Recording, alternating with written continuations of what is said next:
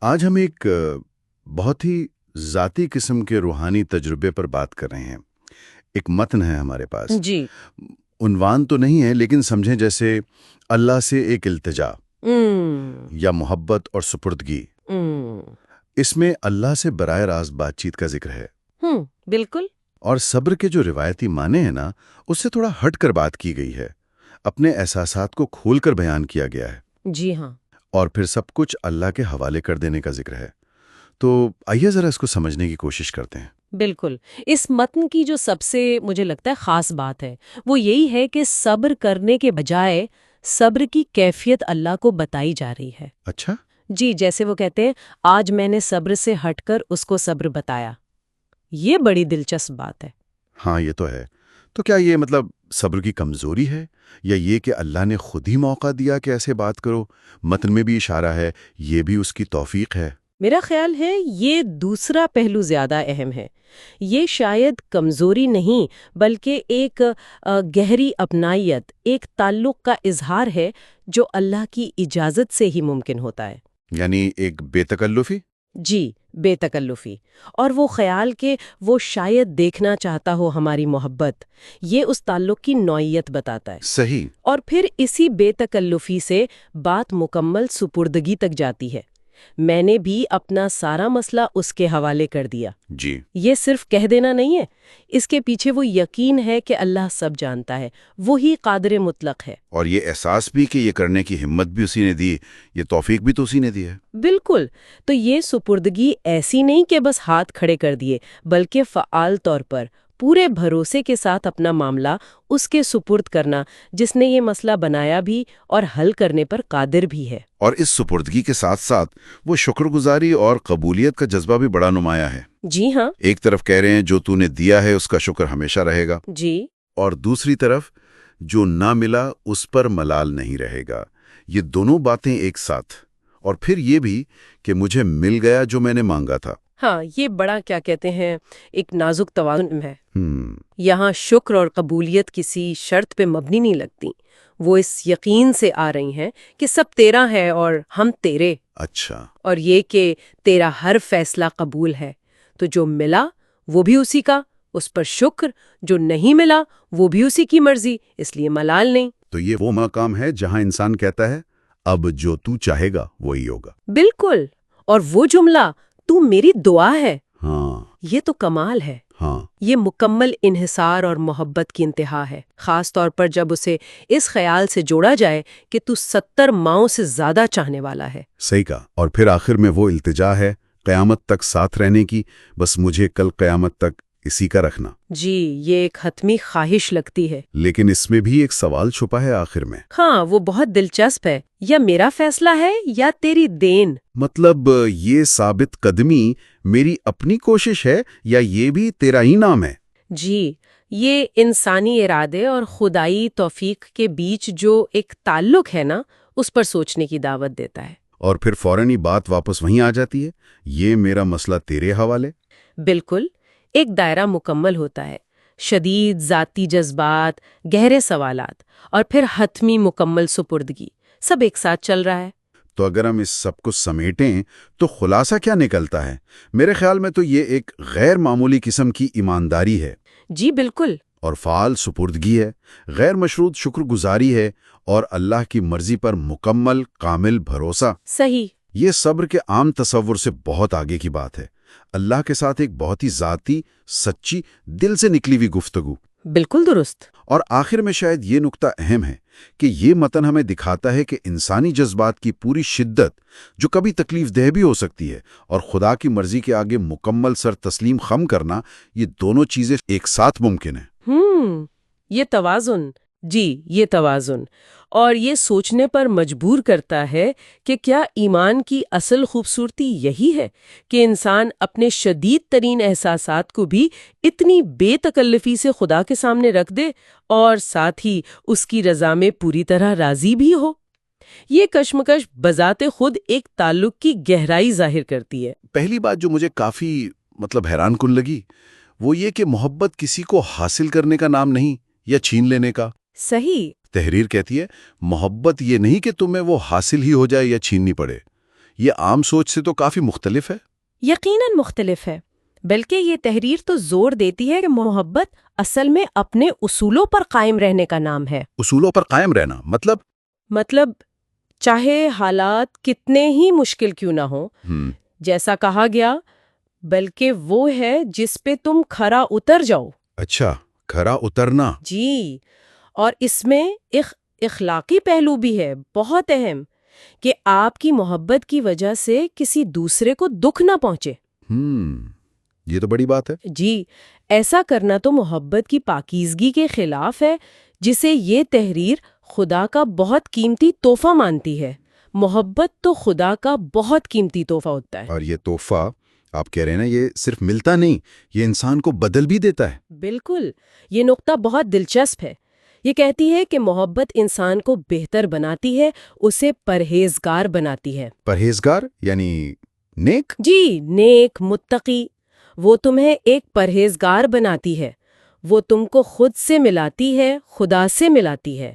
تو گویا یہ کردار سازی کی ایک قوت ہوئی۔ واہ، یعنی رومانوی جذبے سے بڑھ کر یہ ایک طرح سے ذاتی اصلاح کا ذریعہ بن گئی۔ بالکل، اور یہیں سے یہ بات بھی واضح ہوتی ہے کہ ایسی محبت جس کا معیار اتنا اونچا ہو وہ عام نہیں ملتی۔ تحریر کے الفاظ ہیں، ہزاروں میں نہیں، صرف ایک میں ہوتی ہے۔ ہزاروں میں ایک۔ جی، اور اس کی بنیاد کیا ہے؟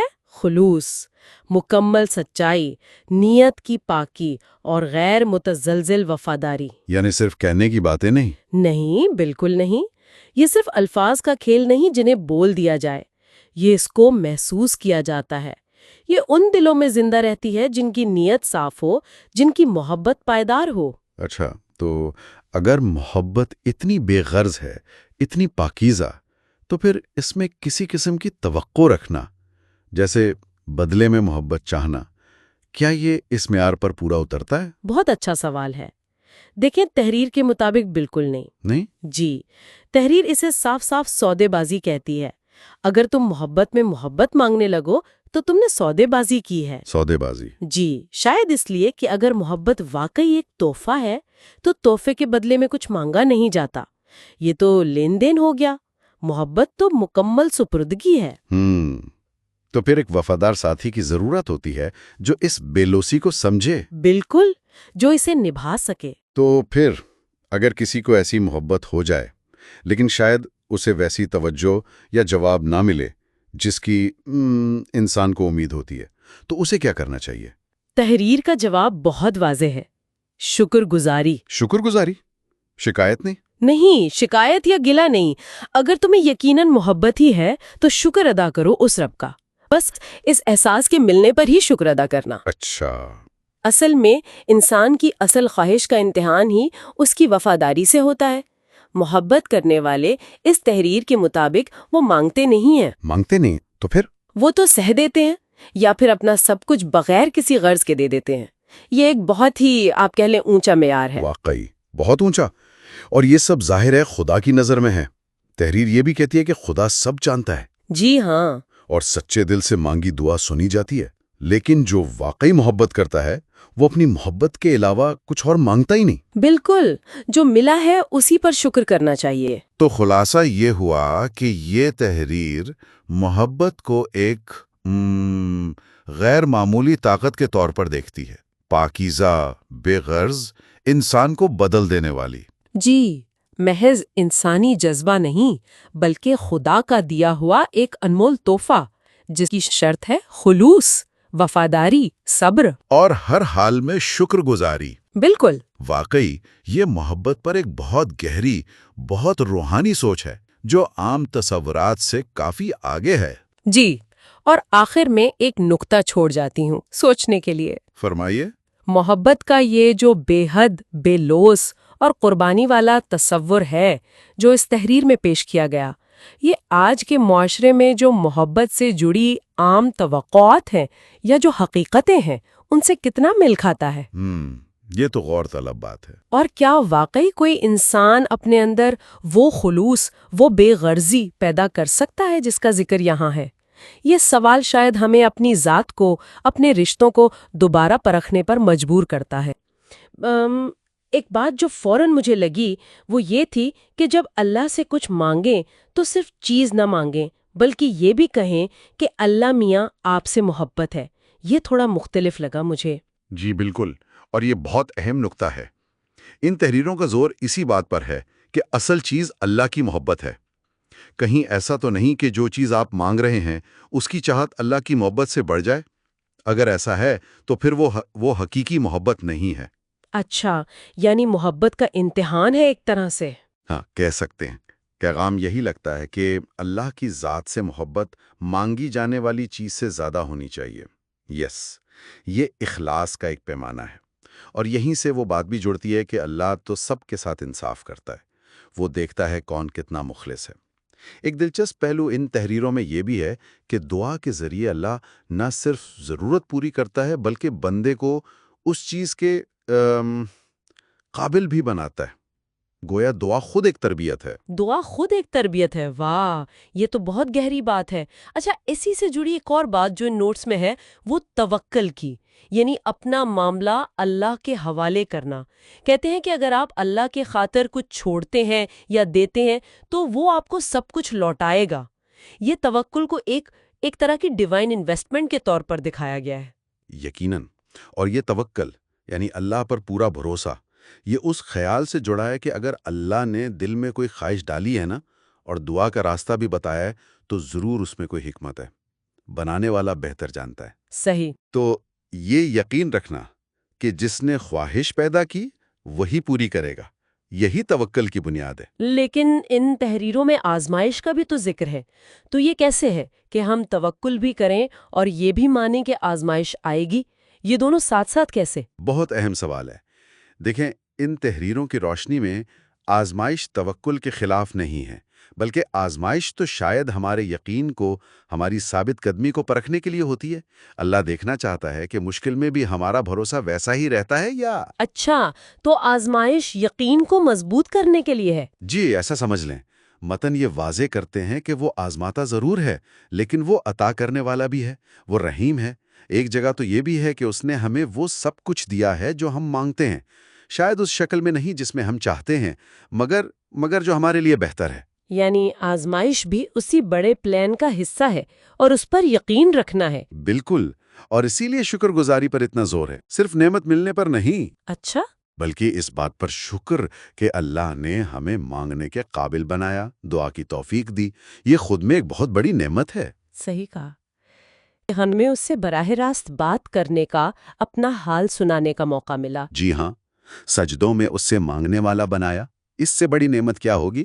تو گویا دعا کا سفر چلتا رہنا چاہیے، شکر کے ساتھ اور اس یقین کے ساتھ کہ جس نے خواہش دی ہے وہ پوری بھی کرے گا جیسے وہ بہتر سمجھے۔ تو ان سب باتوں کا خلاصہ کیا ہوا؟ ان تحریروں سے کیا نچوڑ نکلا؟ یہی کہ دعا صرف مانگنا نہیں ہے، یہ اللہ سے محبت کا اظہار ہے، اپنے اخلاص کا ثبوت ہے، توکل کی نشانی ہے، اور ہر حال میں شکر گزاری ہے۔ بالکل، اور ایک اہم بات جو شاید سب سے گہری ہے وہ یہ کہ ان تحریروں کے مطابق دعا خود ایک انعام ہے، ایک نعمت ہے۔ یہ وہ تعلق ہے جو ہمیں اللہ سے جوڑتا ہے، چاہے ہماری مانگی ہوئی چیز فوراً ملے یا نہ ملے۔ یہ تعلق قائم رہنا یہ خود ایک کامیابی ہے۔ یہ کہ ہم اس سے مانگ سکتے ہیں یہ بذات خود ایک اعزاز ہے۔ اس ساری گفتگو کے بعد ایک آخری سوال جو ذہن میں آتا ہے وہ یہ کہ جب ہم دعا مانگتے ہیں تو کیا واقعی ہمارے دل میں اللہ کی محبت کا احساس اس چیز کی طلب سے زیادہ ہوتا ہے جو ہم مانگ رہے ہیں؟ یہ وہ سوال ہے جس پر شاید ہم سب کو کبھی کبھی غور کرنا چاہیے۔